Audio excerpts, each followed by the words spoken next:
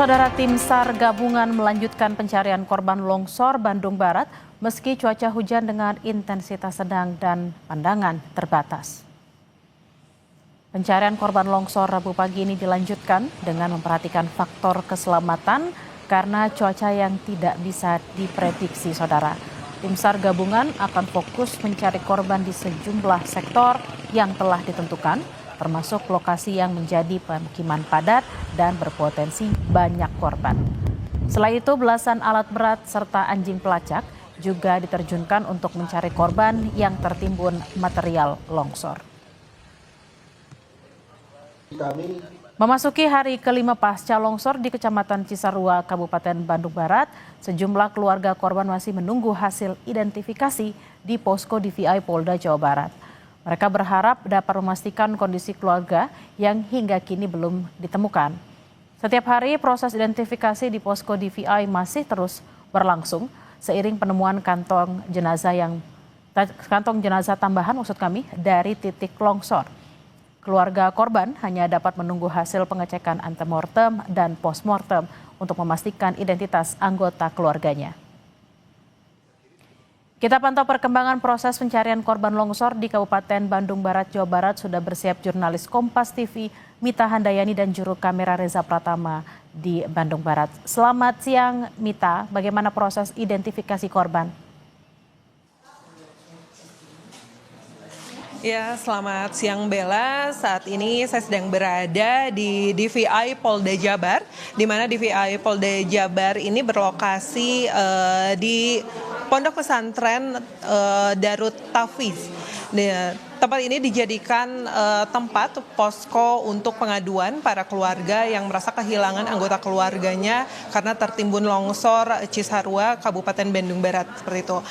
Bella dan juga saudara, hingga hari kelima ini, di hari ini belum ada kantung jenazah yang dikirimkan dari titik pencarian ke DVI Polda Jabar untuk dilakukan identifikasi, mengingat kondisi cuaca pada hari ini dari tadi pagi sampai dengan saat ini hujan terus terjadi, sehingga untuk proses pencarian yang tadi dimulai pukul 8 sempat dihentikan pukul 10.30 sampai dengan saat ini.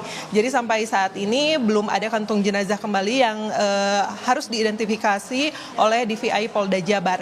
Dari hari pertama sampai dengan hari keempat kemarin ada 50 kantung jenazah yang sudah dikirimkan ke DVI Polda Jawa Barat, dan dari jumlah tersebut 34 diantaranya sudah teridentifikasi dan semuanya sudah diserahkan kepada pihak keluarga.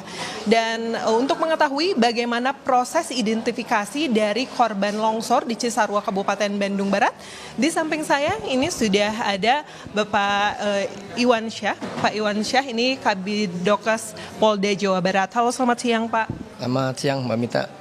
Pak, ini kan ketika melakukan identifikasi dari korban longsor seperti itu, sebenarnya identifikasi itu seperti apa Pak? Memerlukan apa saja yang harus ada informasinya? Ya, terima kasih. Jadi identifikasi itu butuh informasi data awal ya. Jadi data antemortem namanya. Data sebelum yang dilaporkan hilang itu dinyatakan hilang. Jadi data awal sebelum kematian. Kemudian kita juga butuh data namanya postmortem. Tentu data postmortem itu diambil ketika ada temuan kantung jenazah. Nah, prosesnya bagaimana supaya bisa teridentifikasi? Prosesnya, jadi dari aduan masyarakat itu kita kumpulkan data selengkap mungkin, ya, dari mulai ciri-ciri khusus, kemudian properti yang dipakai, ya, kemudian mungkin juga ada kayak tato, jadi bekas operasi, tai lalat, ya. Jadi ini butuh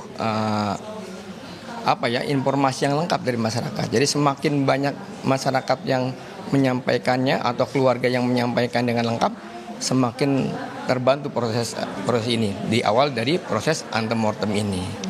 Oleh karena itu mungkin penting sekali buat masyarakat yang datang adalah keluarga terdekat kalau bisa, yang bisa mengenali betul-betul. Kalau masih ada, tentu misalkan ayahnya dari korban atau ibunya atau anaknya dari korban kalau ada, atau kakak atau adiknya dari korban. Kalau kalau ada. Setelah itu kemudian kita masuk ke apa sih postmortem itu. Di sana kantung jenazah yang datang, kita ambil data di sana, ambil data.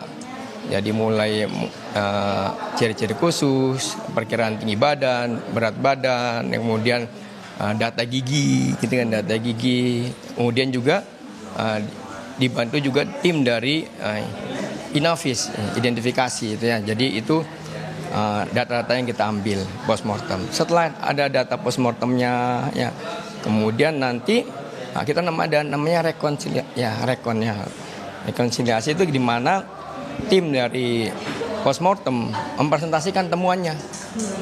Nih apa temuan dari kantong jenazah, ciri-cirinya, perkiraan tinggi badan, berat badan, ciri-ciri khususnya, catatan giginya. Kemudian tim dari antemortem mengamati dengan ciri-ciri yang disebutkan tadi, gitu kan? Ciri-ciri yang disebutkan tadi mengamati dari sekian banyak laporan orang hilang, mana yang mendekati ciri-ciri tersebut, gitu kan? Ciri-ciri tersebut. Kemudian kita kita diskusikan. Itu juga ditambah dengan sidik jari ya, tim dari Inavis. Jadi di aturan DVI itu kita ada data namanya data primer. Jadi ketentuan dari DVI internasional itu kalau satu saja data primer itu kita miliki, ya, identik, maka teridentifikasi. Ya. Atau dua data sekunder. Data primer itu apa? Data primer itu adalah sidik jari, catatan gigi, kemudian juga data primer DNA. Itu sehingga kalau salah satu saja itu sudah bisa dinyatakan teridentifikasi. Jadi secara ketentuan DVI internasional seperti itu. Pak, lalu apa yang menjadi kendala di dalam proses identifikasi ini, Pak? Apakah informasi dari pihak keluarga harus detail sekali atau seperti apa? Ya, betul Mbak Mita. Jadi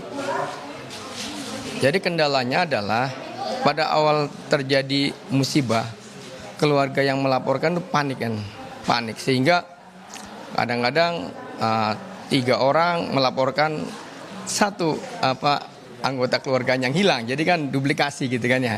Makanya kita terus update nih data ini, data selain teridentifikasi, data antemortem pun kita update. Kenapa? Tadi dalam suasana panik dia melaporkan si A hilang, kemudian tantenya melaporkan si A hilang. Jadi kesannya ada banyak yang hilang. Makanya kita terus update. Tiap saat kita teliti data antemortem itu. Pertama itu kesulitannya. Yang kedua adalah pada saat datang kan dalam suasana yang duka, dalam rangka cemas, itu pasti informasi yang kita dapatkan sedikit, ya. Sehingga terima kasih pada Kompas TV memberi kesempatan kepada tim DVI ini untuk menyampaikan himbauannya. Himbauannya bagi keluarga yang sampai saat ini belum ditemukan keluarganya atau dilaporkan hilang, silakan datanya diupdate lagi, dan bila perlu yang mengupdate orang yang terdekatnya tadi. Selain dapat memberikan informasi ciri-ciri khusus, selain itu kita bisa ambil data DNA tadi seperti yang disampaikan. Kalau satu saja itu teridentifikasi. Jadi kalau dengan cara sidik jari belum ketemu, dengan cara catatan gigi belum, tanda-tanda yang khas di tubuh juga sulit ini kita dapatkannya. Apalagi kalau sudah mungkin 5 hari ke depan. Nah, salah satu caranya dengan DNA. Terus DNA bagaimana supaya terbantu yang kekerabatannya paling dekat tadi? Maka datang ke sini ke tim pos antemortem. Keluarga selain memberikan keterangan lebih lengkap lagi, yaitu dengan kita supaya bisa mengambil pembanding lewat DNA-nya. Pak, lalu kan ini sekarang sudah memasuki hari ke-5 seperti itu. Nah, tadi kan Bapak sempat menyinggung bahwa sudah seiring berjalannya waktu juga mungkin untuk bagian tubuh ada yang sudah mulai rusak seperti itu, terutama sidik jari. Lalu apa sih yang menjadi kesulitan Pak di hari ke-5 ini, Pak? Sampai saat ini sebetulnya data yang terkumpul yang terkumpul masih kurang lengkap itu ya.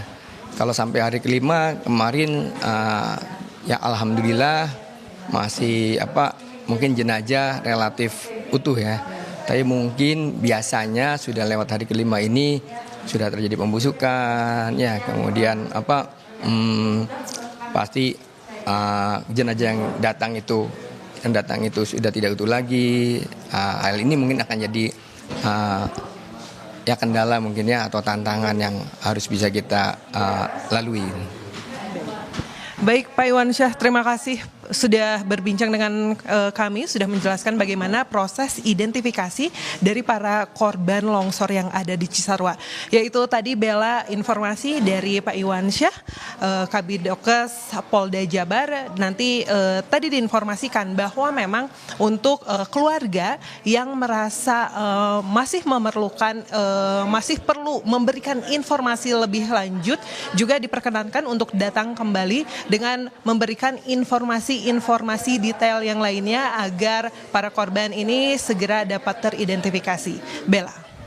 Baik, terima kasih atas laporan Anda, jurnalis Kompas TV, Mita Handayani dan Reza Pratama dari Posko DVI, dan juga selamat bekerja untuk tim DVI Polda Jawa Barat. Selamat bertugas kembali, Mita.